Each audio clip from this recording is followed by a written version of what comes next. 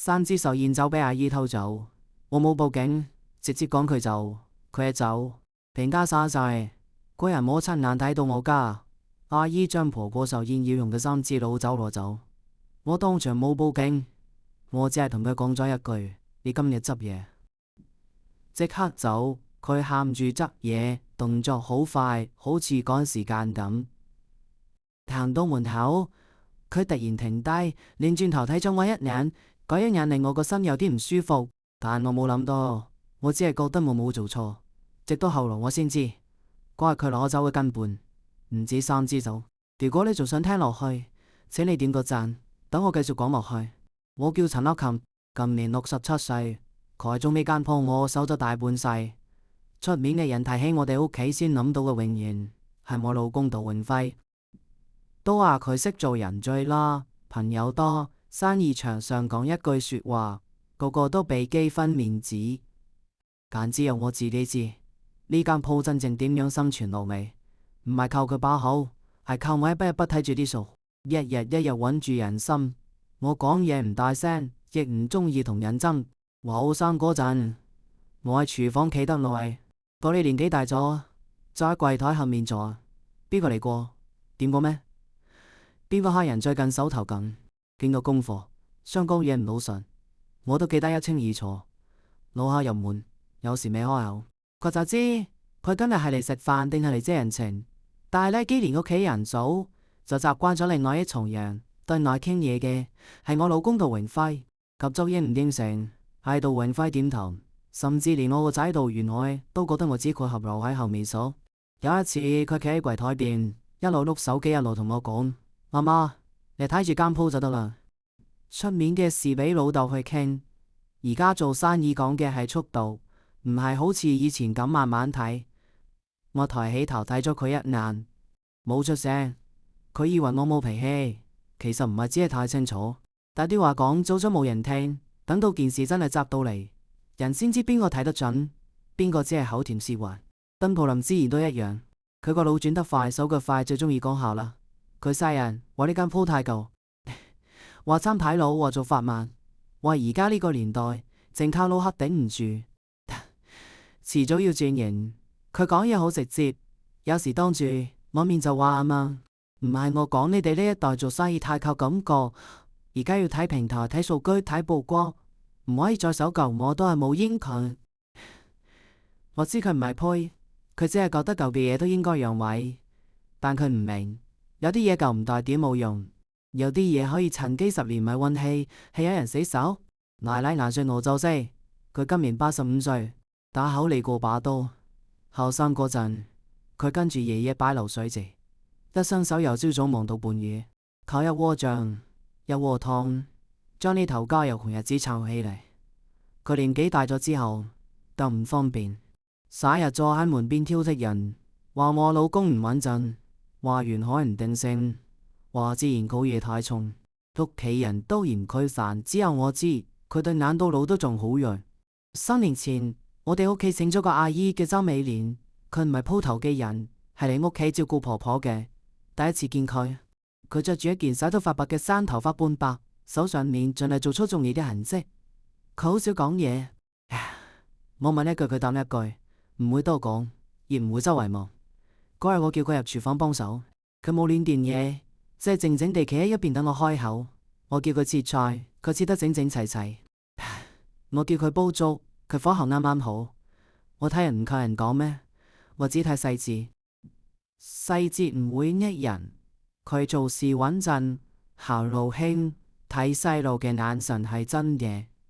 嗰時我個孫仲細，放學翻嚟最黐身，偏偏我煲頭黐唔開。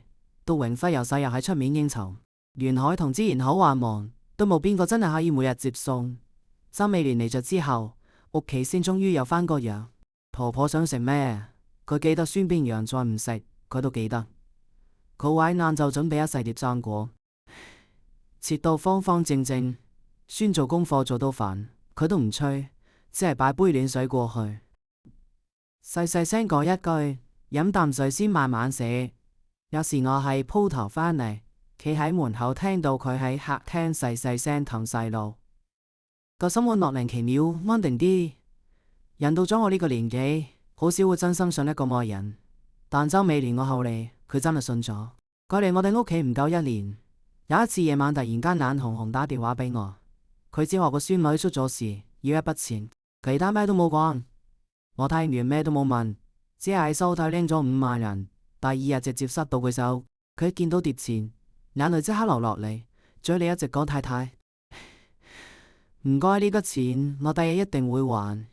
我話唔使，唔係佢後來冇還，係我由頭到尾都冇打算要佢還，因為嗰陣時嘅我真係覺得呢種人唔會出事。我仲記得嗰一日佢捧住啲錢，指手一直震，嘴唇咬到發白。過咗好耐先擠出一句：你對我咁好，他唔會忘記。我嗰陣聽完只係點睇頭，我唔中意聽呢啲話，我只睇人點樣做。而喺嗰之後，周美蓮確實冇令我失望。佢做嘢越來越順手，對婆婆有耐性，對細路更加盡心。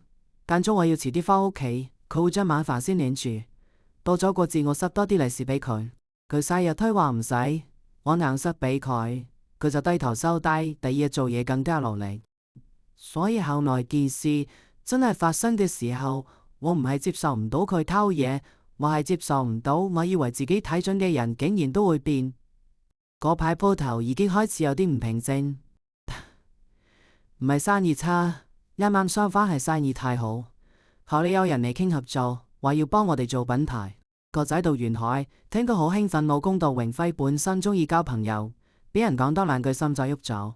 嗰個時候我仲未有時間考慮鋪頭嘅事，我哋屋企就出咗事，更估唔到退後係周美蓮先喺我屋企捅我一刀。嗰年奶奶難說，我過85歲生日，我比邊個都上心。佢呢一世冇乜特別講究，食着都慳，首飾都唔中意戴，唯獨對酒佢有自己嘅脾氣，唔係日日飲，亦唔係亂飲。佢中意嗰種擺得夠耐、入口夠順嘅老酒。頭生嗰陣唔捨得買，後呢日子好啲，仲係唔捨得開。成日講一句好嘢要留喺應該開嘅日子開，所以嗰年壽宴，我特登託老朋友幫我留咗6支高價陳年老酒，唔係為咗衝闊路，係為咗令佢開心。嗰6支酒，佢親手攞返屋企，親手抹乾淨，又親手放入書房嗰邊。我擺嗰陣仲諗，今次壽宴冇太太口唔講，心裏一定會高興。結果出事就出喺呢度。壽宴前一日，鋪頭忙到好夜，嗰排生意唔差，台台滿。廚房把風未停過，我企喺櫃台後面收數，耳聽住客人講嘢，眼睇住出菜，稿裏面仲計緊聽。日壽宴邊度少咗咩？缺咗咩？等到最後一台客走咗，已經差唔多10點。我返到屋企，繼入門就問到廚房仲有排骨湯嘅味。周美蓮未瞓，佢聽到我返嚟喺廚房探出頭，細細聲講：太太煲入面有熱湯，我幫你舀一碗。我話唔使，我上樓睇下嘢先。佢點點頭都冇得話。嗰陣時嘅我根本諗唔到，就過幾分鐘，我睇佢哋眼神就會變。我走入書房，順手開燈，燈一亮，我第一眼就望佢啲呢一望。我晒個人直接冰住，嗰6支酒原本整啲台仔擺喺度，而家空咗一半，得翻3滴。我企喺度足足有3-4秒，過咗一片空白。我甚至懷疑係咪自己眼花。我行過去，一支一支數，一二三，真係得翻3支。嗰一瞬間，我唔係嬲，唯獨係心口一下子沉咗落去嗰種凍。我第一發現係我屋企入咗賊，我即刻去睇門鎖冇配，窗關得好地地，書房抽屜冇都拉開睇過，店面嘅現金、印章、首飾都冇喐過，偏偏就係個3支酒唔見咗。我企喺書房中央，慢慢將成家嘅動線喺腦裏面過一次。平時可以入書房嘅人唔多，我老公杜永輝個仔杜元海，再嚟就係周美蓮，但老公杜永輝冇可能掂。嗰係俾佢阿媽做壽嘅酒個仔度，元海燉噶，唔會攞。佢連嗰人呢酒都瞓唔正。至於新寶林之言，佢平時連書房都懶得入。我越想個心靈意，因為最後剩低嗰個名，我唔想去諗，偏偏剩低嗰個名周美蓮。佢企喺度望住個3支酒望咗好耐，腦裏面卻係不斷浮現佢平時嘅人。佢幫我輸削生果，佢幫婆婆伴涼風。佢低低頭話：太太你係忙先。呢度我搞掂，嗰啲畫面越清楚，我心熱殺。就喺呢個時候，老公杜榮輝推門入嚟，隊裏仲講緊電話，大概係同秀燕嗰邊確認台數。佢一見我企喺度唔喐，順口問咗句：到咩啊？我冇當，只係抬起手指一指嗰邊。佢順住我指手望過去，電口都變埋，少咗3支。佢皺起眉：你唔係放6支？都話我自己放嘅，我會記錯咩？佢行過去望下，又去摸舉邊個層層，好似想睇有冇人掂過。睇咗一輪，佢擰轉頭話：會唔會你前幾日拎咗去鋪頭？唉，自己唔記得。我逼住佢，我仲未老到咁嘅地步。佢俾我就咗一句，便有啲掛唔住，聲都壓低咗。我唔係呢個意思，我係話你唔好急先。可能真係記錯。佢未開口，袁海同之言都上咗嚟。之言一入門就問發生咩事。杜榮輝話：酒少咗3支。袁海先係愕然，跟住就話：會唔會係老豆拎咗去送人？杜榮輝即刻啤住佢：我送咩人？我自己唔知。我睇住佢哋3個，一個推一個，一個估一個，心裏面團火越燒越旺。最後我開口只講咗一句：呢個唔係外人做嘅單房，即刻靜晒。新抱林之言最先反應過嚟，做住未話嘛？你咁講又太嚴重啦！屋企又唔係得一個人會入嚟。我望住佢，咁你覺得係邊個？佢被我問到口窒窒，停咗一下先話：或者係攞錯呢？個仔杜元海企喺一邊都幫口話嘛。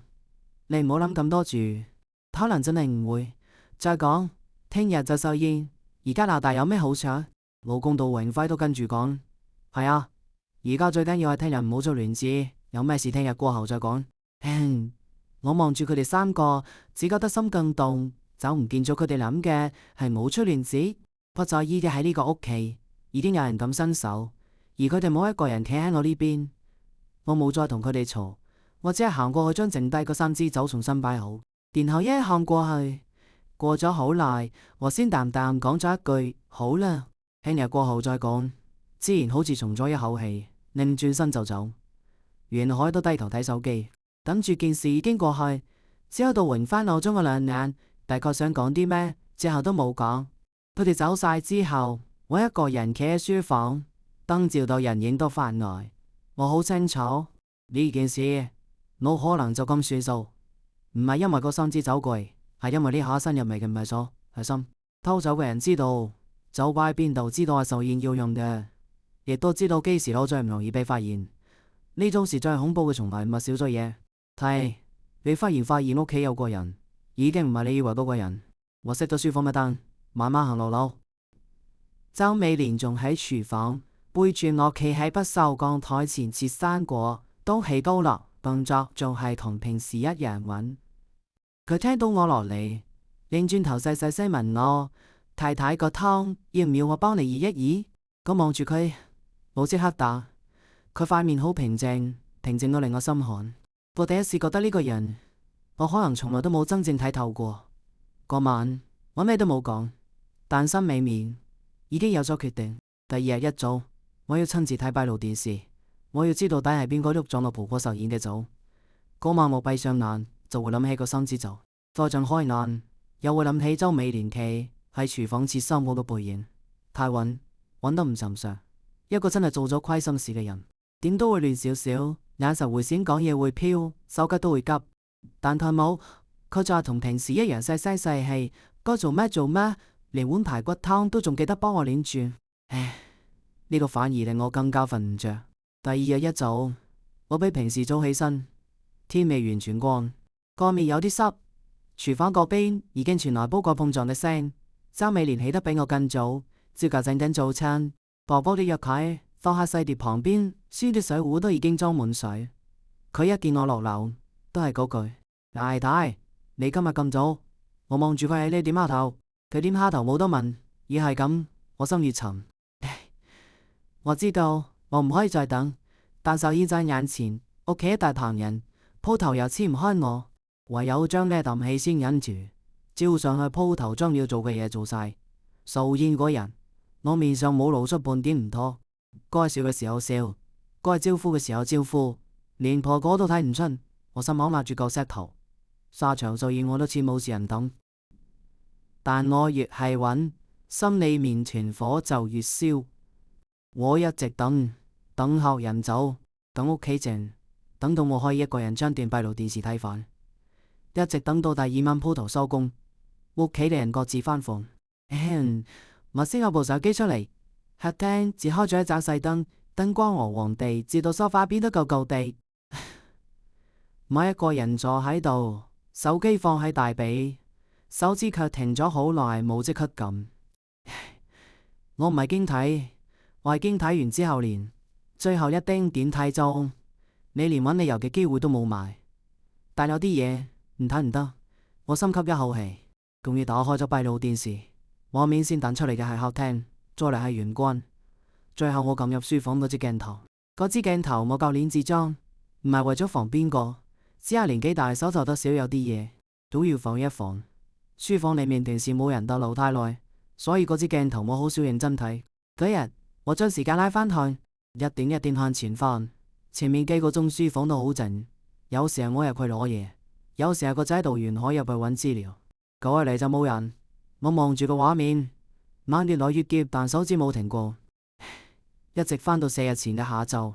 畫面入面，書房門開咗，周美蓮揸住幕布行入去，佢行得好慢，同平時一樣，肩膀微微縮起，唔知做緊咩見唔得光嘅事。但二次入去抹塵，佢先沒頭去裝木書架，動作好輕，但我望下心就沉咗落去，因為佢對眼唔喺幕布上面。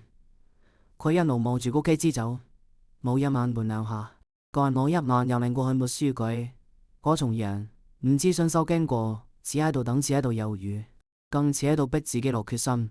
我將畫面暫停咗一下，三個人拉喺梳化空頭咪倒索。不過一刻我心裏面仲喺度睇呢個周美蓮揾理由，可能佢只係好奇，可能佢只係想而敲胃，可能只係，但再睇落去，我連自己力氣都冇晒。畫面入面佢企喺原地向門口望咗一次，又偷偷望咗一次鏡頭，然後佢擰轉身快步行到嗰邊。佢拎起一支停咗一下，又拎起第二支，最後將第三支都攬入懷。佢嘅動作好快，解得似，早就諗好咗。抖平太外眼，佢仲低低頭將圍裙拉起，向上擋一擋。到完呢一切，佢又偷偷抬起頭望咗一眼鏡頭，就係嗰一眼令我成個人凍晒。我望住嗰一眼望咗好耐嘅保謝，走匆匆行出書房，背影繃到好緊，腳步都比平時快。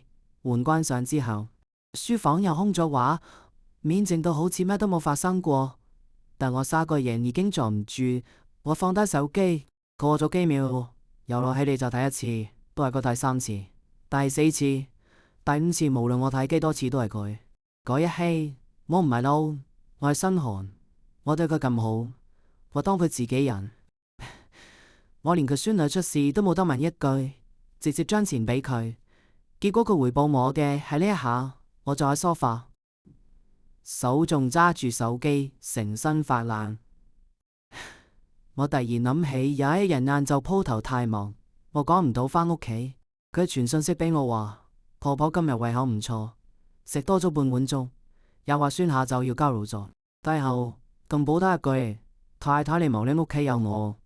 我嗰陣見到嗰句說話，心裏面真係鬆咗一口氣。而家回頭睇，嗰啖氣好似個笑話。我熄咗手機，成個人挨入梳化，望住天花板，一句聲都出唔到。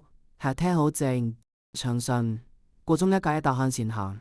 平時呢啲聲我根本唔會留意，但嗰一晚每一下都好似敲緊我。我坐咗好耐先將手機再攞起，呢一次我手指直接停喺報警電話上面。只要撳落去，呢件事就完結。證據有咗，人都走唔甩。三支再落返，再送佢出去之後，大家拍兩散。我望住嗰個號碼望咗好耐，但最後我都係冇撳。唔係我唔捨得嗰三支走，亦唔係我仲想替佢揾藉口，係我突然諗起佢嗰個年紀，透佢就係呢碗飯，真係留中案底。佢以後唔好話照顧人，連出去揾散工都唔一定有人咁請。佢諗起嗰個孫女，我心口嗰啖氣就跟住。我可以恨佢，但我唔使一下子將人逼死。我將手機掟埋一邊，合埋眼，大力唞咗一口氣。嗰晚我喺梳化坐到天光嘅，其二日一朝早我就做咗決定，唔報警人，我都唔留啦。8點半未到，我就坐喺客廳等，台面放住呢個月嘅人工，仲有我另外多嘅一筆錢。唔係我大方，係我唔想搞得太難睇。件事已經到咗呢一步，台面留得一點就一點。門鐘響起嗰陣，我心竟然出奇咁平靜。我去開門，門一打開，當美蓮企喺出面，手挽住兩袋餸，青菜仲帶住水氣，排骨都裝得好地地。佢見到我喺屋企窒咗一下，隨即擠出少少笑話：太太，今日咁早，我買到好新鮮嘅排骨，仲唔可以煲湯？佢居然仲笑得出。嗰一瞬間，我胸口團火幾乎衝到喉嚨，但我冇發作，我只係側身俾佢入嚟，然後閂埋門，平平靜靜咁話：你坐一陣先，我有嘢同你講。佢腳步頓咗一下，嗰一下好輕，輕到一般人可能根本睇唔出，但我見到佢放低啲餸手喺圍裙上面擦咗擦，先慢慢坐埋梳化邊，頭耷低，肩膀繃到好緊，我都冇轉彎抹過。我望住佢講得好慢：周美蓮，你嚟我哋屋企3年，我有冇虧待過你？你自己心知。佢冇抬起頭。我繼續講：有啲嘢唔係你嘅就唔可以掂。呢個說話一出，佢3個人好似俾針結咗一下，肩膀猛咁縮起，睇一秒眼淚就流落嚟。佢喊得好快，只忍咗好耐，一下子上到崩潰。太太，我對唔住你，我真係對唔住你。佢一直重複呢幾句說話，大腦替自己辯白。我聽住個心顫而更沉，因為一個會替自己揾理由嘅人，仲可以忍一忍。真花仔呢種認錯啊，認得咁快，但一句實話都唔肯講。我將台面嘅錢推過去，呢個係你呢個月嘅人工，另外呢筆算我多俾你嘅。你今日執好嘢，而家就走。佢抬起頭，眼眶紅到好犀利，嘴唇一直震，好似有好多嘢想講，但最後佢都只係擠出一句：太太，多謝你。我望住佢，只覺得心口發空。我俾過佢錢，俾過佢信任，俾過佢一個屋企人嘅位置，但到最後，佢留俾我嘅竟然係呢3個字。佢站起身，慢慢行向間房。我望住佢嘅背影，心裏面只有一個念頭：我真係睇錯人。房門裏面傳嚟拉鏈聲、舉門開關聲，仲有好輕嘅腳步聲。周美蓮執得好快，快得似早知道自己總有一日會咁樣黐開。我聽住嗰啲聲，心裏面反而更空。冇幾耐，佢出嚟，背脊孭住一個布袋，手拎住一個甩咗漆嘅保溫杯，就係咁多嘢。嘿，3年留低，佢留喺呢個屋企嘅好似亦都只有呢啲。佢行得好慢，眼在紅紅地，唔敢望我，亦唔敢抬起頭。經過台邊嘅時候，佢停咗一下，細細聲講：太太，多謝你，呢3年照顧我。我冇應佢，亦冇再講落去，只係伸手去攞嗰筆錢。我以為佢會將錢全部攞走，但佢只手掂到碟詞嗰陣停咗幾秒，最後只係攞咗人工，另外嗰份佢冇掂。我抬起眼望佢攞啦，佢手指一縮，好似被燙到咁，搖搖頭得啦。就呢2個字。講完，佢擰住身向門口行。佢行到玄關，彎低腰，慢慢着鞋，動作有啲亂，同平時手腳利落嘅周美蓮有啲唔同。佢着好鞋，手搭上門柄，3個人卻停住。嗰一停好短，但我即刻就睇出嚟，佢唔係唔捨得，亦唔係想求我，佢似喺度落最後一個決心。下一秒，佢擰轉頭先望咗我一眼，嗰一眼好深又好暖，似有嘢梗喺喉嚨硬，係講唔出。然後佢嘅視線慢慢移去旁邊，唔係睇客廳，唔係睇樓梯，亦唔係睇台面嘅錢。佢望嘅係書房，準確嚟講係書房角落嗰部舊電腦。我順住佢嘅目光望過去，嗰部電腦已經擺咗好多年，主機好舊，邊個有啲甩漆，平時根本冇人掂。唔係佢呢一眼，我幾乎都差啲唔記得屋企仲有咁一部嘢。周美蓮望住嗰個方向，嘴唇抖咗2下，先好低咁開口：太太。我冇出聲，只係望住佢。佢聲壓得更低，似怕俾邊個聽到。抌嗰部舊電腦，佢停咗一下，眼神亂咗一瞬，手指都跟住收緊。掉咗佢之前，最好就開嚟睇睇。我沙俾人話咗咩話？我甚至懷疑自己聽錯。但佢冇講第二次。話一出口，佢已經用盡所有力氣，趕咁明翻身，手一慢，換一下俾佢拉開。我下意識企起身。周美蓮，你咩意思？佢腳步頓咗一下，但冇擰頭。哇！下一秒就快步行咗出去，門屏一聲關上，嗰聲好重，使個客廳震咗一下。佢企原地半天冇喐，耳邊仲響住佢頭先嗰句說話。鬥電腦拆開睇睇，佢係咪黐線？好在嘅，俾我捉到喊成咁。結果臨走前唔認錯唔大聲，反而丟低一句莫名其妙嘅說話。我個腦一時轉唔過嚟。就喺呢個時候，樓上傳來腳步聲，個仔杜元海先落嚟，連老公杜榮輝都從房行出嚟。個仔杜元海向門口望咗一眼，皺住眉問，走咗冇答。老公杜榮輝望下我，又望下玄關對已經唔見咗嘅舊鞋，爭咗口氣。人走咗就算，件事到呢度都差唔多。新抱林自然都落埋樓，佢嗱聲一聲話偷嘢就要扮神弄鬼，該咪夠晒識做戲。我聽住佢哋你一句我一句，心裏面卻越來越唔啱。如果周美蓮頭先係想激我，佢應該望住我講；如果佢係想扮可憐，佢應該喊住求我；如果佢想替自己揾下台階，佢更加唔應該提一部冇人記得嘅舊電腦。但佢冇，佢嗰啲唔係求其亂講，嗰時係佢有嘢唔可以明講，只有兜個圈搏命塞俾我。我腦裏面突然閃過佢頭先嗰個眼神。我忽然就唔想再聽佢哋講落去，我抬起手打斷之言夠啦。客廳即刻靜晒，新抱林之然窒咗一下，大概冇諗到我會突然出聲，袁海都收咗聲，杜榮輝望住我，眉頭皺得咁深，似想問咩，但我已經冇心情解釋。我擰轉頭望向書房嗰個方向，嗰度門半開，裏面黑掹掹，睇唔清楚。只有角落部舊電腦嘅輪廓靜靜擺喺度，似好多年都冇喐過。我心入面嗰股怪異嘅感覺越來越重。杜榮輝終於開聲，你唔會真係信佢嗰啲說話？我冇答佢，因為連我自己都講唔清，我到底係信定唔信？我只知嗰部舊電腦有問題。而呢個時候，老公杜榮輝竟然咁緊張。嗰日晏晝，屋企明明恢復咗安靜，但我心裏面卻比前兩日膠面。我去鋪頭，人坐喺櫃台後面像報攤外，等腳細人望埋啲空位度，黑嚟黑去。我照樣找詞寫單招呼人，口冇出錯，心卻一直唔喺度。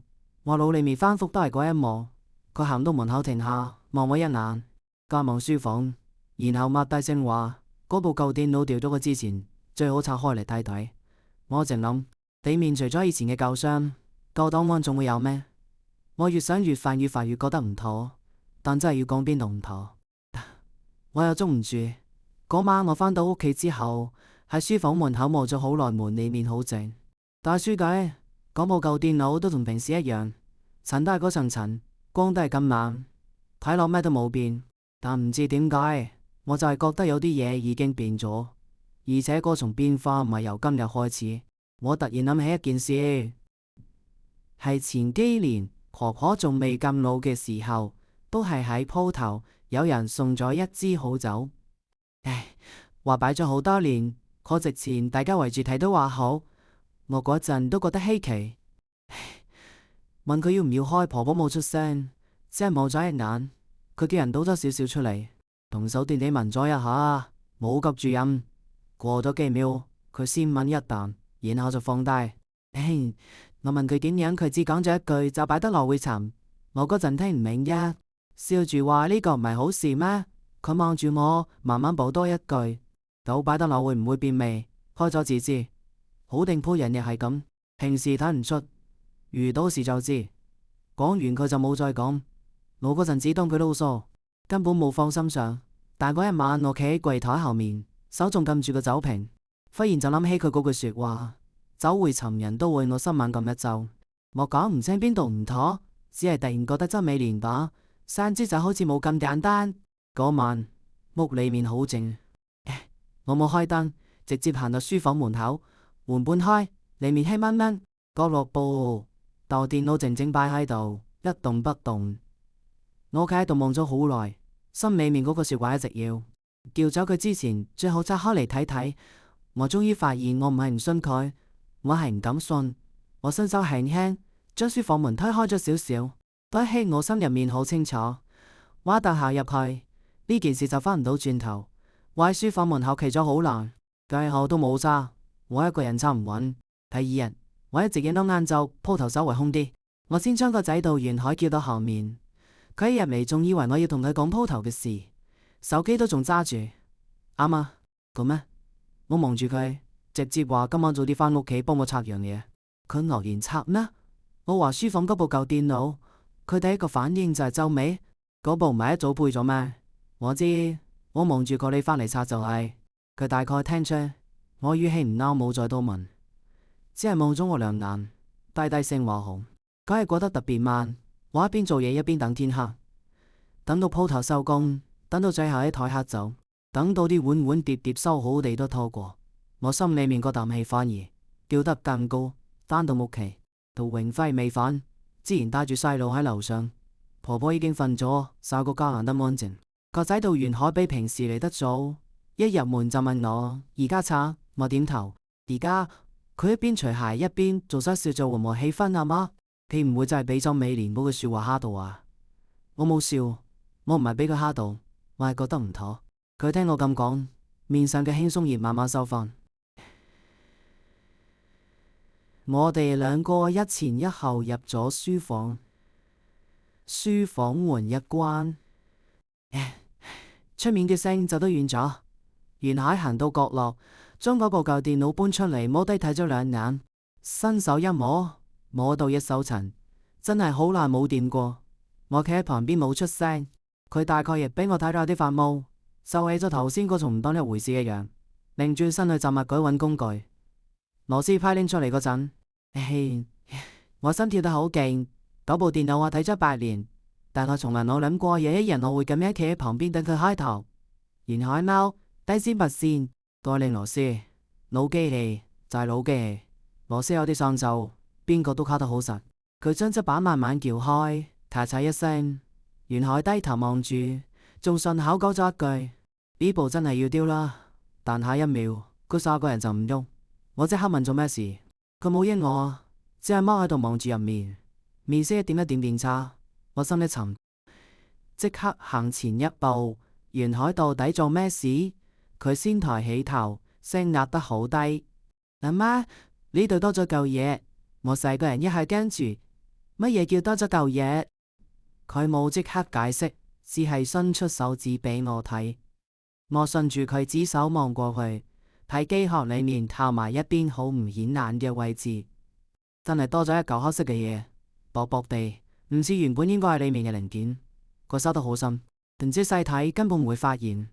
唔係沿海將角度擰開，我可能望半日都只會見到一堆舊線路同塵。我一下講唔出話。嗰一下，我腦裏面第一個閃過嘅念頭係周美蓮冇亂講。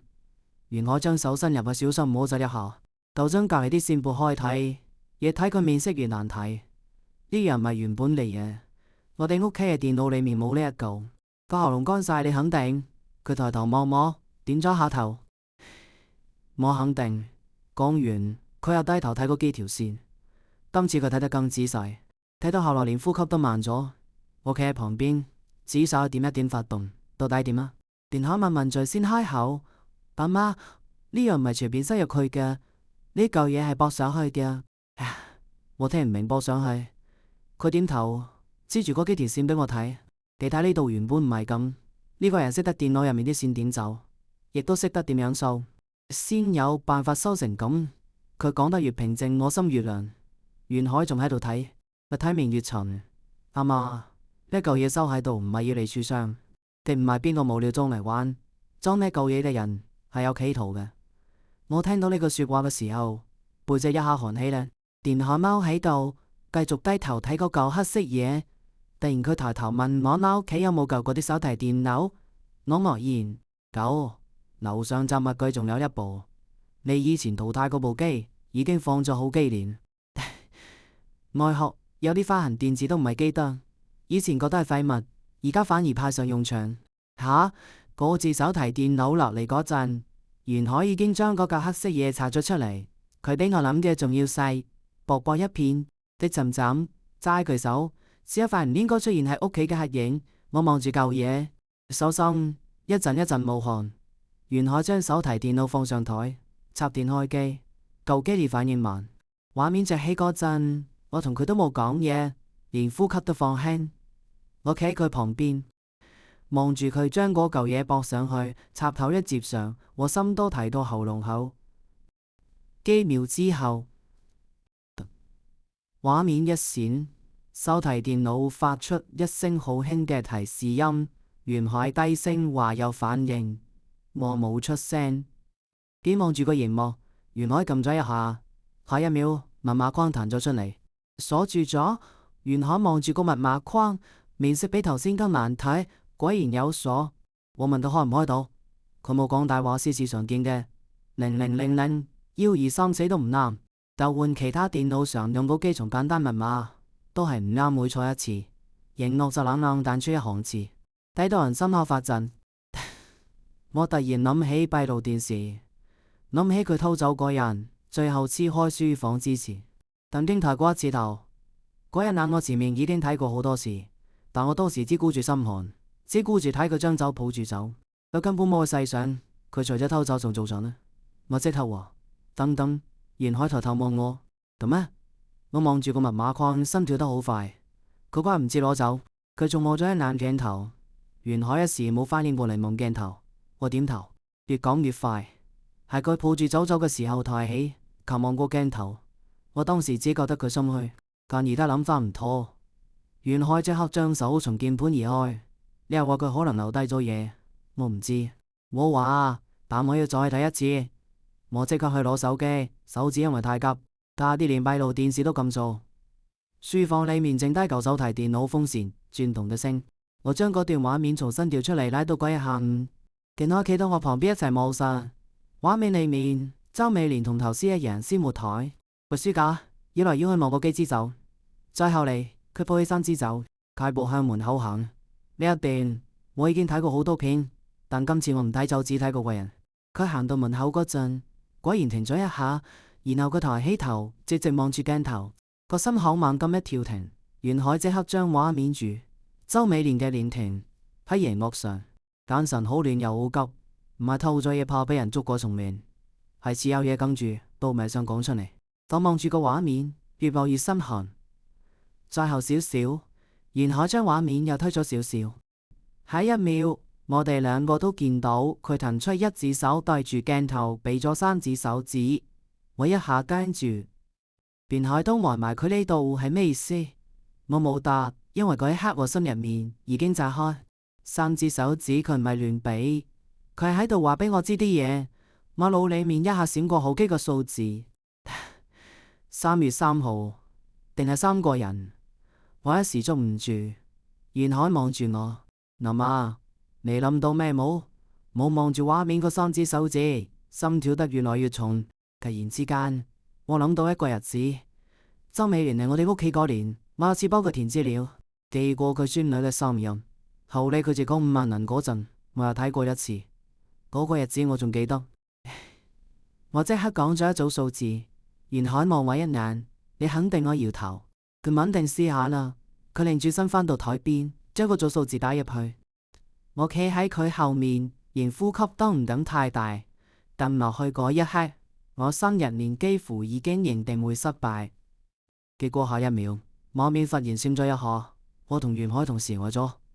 密碼冇真係解開，但畫面跳咗一下之後，熒幕上面竟然自己彈咗一份檔案，就咁一份靜靜出現喺度。我頭皮一下發麻。袁海望住熒幕，聲都壓低咗，有嘢出咗嚟。嗰一刻，我已經徹底明白。周美蓮唔係喺度偷，佢係喺度搏命將說話遞俾我。偷過3支酒，唔係為咗走，俾閉路電視影到都唔係佢唔好彩，佢係特登俾我睇到，佢唔可以明講，唔敢明講，所以佢只能用呢種最笨亦最險嘅辦法，將線索一點一點丟到我面前，而我之前竟然仲喺心裏面鬧佢。我望住啱啱彈出嚟嗰份檔案，手心都係汗。嗰樣嘢仲未完全打開，但我已經知道裏面嘅內容。一定唔會簡單，唔係周美蓮會走到呢一步，更唔會用3支走硬生生砸開我對眼。袁海擰頭望我，低聲問咗一句：啊嘛，要唔要咁開？我望住份檔案，胸口一下一下收緊，然後我慢慢點咗頭。袁海見我點頭，手指先落去。嗰份檔案一打開，裏面冇信，冇一大串睇唔明嘅嘢，只有短短幾行字。佢哋執咗我酸味，我唔可以講。真正嘅嘢喺電源入面，最後一行更短。你屋企一早俾人監視緊。我望住嗰幾句說話，成個人好似被人迎面打咗一拳，胸口一下空晒。周美蓮根本唔係喺度偷，佢係喺度搏命提醒我，而我前一日先親手將佢趕出門。我手一軟，差啲冇企穩，扶住台角先擋住自己。袁海即刻企起身扶我，聲都變埋：阿媽，你坐一陣先。隔半天先擠出一句：袁海拆電源。袁海都唔再多問，即刻擰轉身瞓喺踎低。頭先佢拆開機後嗰陣，仲只係皺眉，而家睇完嗰幾句說話，佢成個人都唔同晒，動作變得好快又好小心。書房裏面靜得嚇人，只有袁海做嘢，時螺絲記喺台面嘅聲，一粒一粒敲到我心口發緊。我企喺旁邊，手心都係汗。冇幾耐，袁海忽然停咗，抬頭望我，聲壓得好低：阿媽，真係有問題。唉，我即刻行過去，電源入面又露出細細一嚿黑色嘅嘢，收得好深，唔係紗布拆開，根本冇可能發現。袁海將個細嚿嘢攞出嚟，即刻接上舊手提電腦，畫面一亮，裏面唔係空噶，係3個鎖住所嘅資料夾，又要密碼。袁海先試咗幾個常見嘅，都唔啱。佢停落嚟望住我講：阿媽，呢個唔係亂設定嘅，對方好小心。我望住個密碼框，心一點一點向下沉。就喺嗰一刻，我突然諗起一個人，毛真眼。前排鋪頭生意越來越好，佢就開始3日2頭嚟鋪頭，每次嚟都笑得好客氣，打口又甜，一時就一句道哥，又一句家嫂，講到似真係替我哋諗。我老公杜榮輝好受呢套，個仔杜元海嗰陣都幫口講過幾次，話呢個人識品牌，識而家點樣做生意。啲人話就覺得佢唔妥，係佢太識講嘢，太識睇人。我望住袁海，只講咗一句係嗰度名袁海愕然，即刻明咗。佢低頭將羅樽嚟打落去，我企喺佢後面，連呼吸都放輕，撳落去嗰一秒，成個書房靜到好似冇人。下一秒鎖開咗，我心入面最後把點僥倖當場冇晒。果然係佢。袁海點入去，畫面一下跳出一排一排資料架，我淨係睇前面幾眼，佢格就軟晒，裏面有鋪頭嘅入貨記錄，有我哋鋪最值錢嘅老秘方，有成本單，得上條攞來嘅名單，再落去就有黑人嘅資料，邊個使人嚟，邊個帶邊個，邊個嚟過，邊個同我哋行得近，全部喺晒度，唔係亂放，有人整理過，一行一行收得整整齊齊。我手舉一下冰晒呢啲嘢，點會喺度？袁海冇答，因為佢已經點開咗另一排錄音檔，第一段一放出嚟，我手個人直接跟住，都係我老公杜榮輝把聲，我冇可能聽錯。另一個聲我都即刻認出，就係羅俊恒。佢講嘢仲係同平時一樣唔急唔慢，聽落句句都似替人諗，但我越聽心越凍。佢根本唔係喺度傾合作，佢係喺度套話。佢問我哋鋪頭最賺錢係邊幾樣，問我做法係邊個管，但秘方有冇寫低，問功課點樣入，問客人習慣，連杜榮輝平時點樣講解，點樣做人情，佢都一點一點向外引。而杜榮輝竟然真係講咗，唔係一次講晒，但佢已經講得夠多，個道人只要順住呢啲說話向下摸，就可以一點一點將我哋散間鋪掏空。權海將錄音停，我終於全部睇通晒。我合合眼，再擘開嗰陣只講咗一句，將啲嘢攞去客廳。袁海抬頭望我，而家我點頭，而家掉晒佢哋落嚟。幾分鐘之後，老公杜永輝、新抱林之賢全個坐咗喺客廳。杜永輝一開始仲皺住眉，明顯覺得我哋大驚小怪，林之賢面上都寫滿唔耐煩。我一句解釋都冇，我只將嗰嚿黑色嘢放上台，再將手提電腦推到佢哋面前，然後撳播放。客廳即刻響起杜榮輝自己把聲，第一句出嚟佢面色就變。等盧俊行把聲一出來，林志儀都交晒，冇人講嘢。頭先仲嫌麻煩啲人，而家連氣都唔敢亂抖。佢將錄音停，仲係冇解釋，我只係望住佢哋。杜榮輝嘴唇喐咗幾下，似想提自己講啲咩，但話到嘴邊硬係講唔出。嗰一刻，我心反而靜落嚟，我企喺度，聲唔大話。而家你哋總應該睇得明啦。前排羅俊行根本唔係幫我哋，係要將我哋呢間鋪嘅底連埋秘方一齊呃走。而周美蓮亦唔係嚟偷嘢，佢係喺度搏命救我哋。然後我冇再多講半句廢話，我直接拎起手機報警。聲出口嗰陣，我自己都覺得凍。我將屋企收埋嘅嘢，連埋段錄音全部講清楚。原我企喺旁邊，一句都冇插嘴，只將手提電腦同我兩個爭住整理好，等住一齊交出去。客廳好靜，老公杜榮輝就喺梳化塊，尾一陣擺一陣清，我一直望住台面嗰部手提電腦。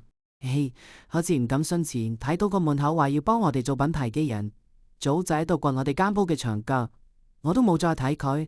件事到咗呢一步，邊個啱邊個錯，已經唔使再爭。求你件事收得好快，羅俊行被帶走，唔止佢一個，後面仲牽出其他人，鋪頭嘅秘方、入貨資料、路客嘅往來，全部俾人喐過。連到榮輝嗰啲自以為只係閒聊嘅說話，得咗俾人一句一句套走咗。等警方將啲嘢全部帶走，屋企終於靜落嚟嗰陣，我仲喺客廳半日都冇喐。我贏咗咩？我一啲都唔覺得，我只一直諗起周美蓮，諗起佢喊住講對唔住，諗起我親手將佢趕出門。後呢件事過晒之後，我先真正知道真相。周美蓮唔係想偷，佢係被逼嘅。佢孫女俾人控制住，佢唔敢直接講，之後跟住對方嘅意思咗，但佢又唔忍心眼多噃，睇住我哋一家俾人拖落水，所以先用咗最暴力最險嘅辦法，將線索一點一點丟到我面前。而個三支酒，佢一支都冇賣。警方後嚟揾到佢收走嘅地方，3支酒好地放喺度，一支都冇少。佢聽到呢句說話嘅時候，眼眶一下就熱咗。原來佢唔係攞走酒，佢係攞走嚟逗我。大奶奶算我知道呢件事，嗰日難得靜咗好耐，佢坐喺燈上面半日先講一句，我就話睇人唔可以淨睇表面。我冇接話，佢抬頭望我，又慢慢補多一句嗰個周美蓮配，佢真係命苦。呢句說話婆婆講得好輕，但我聽入心。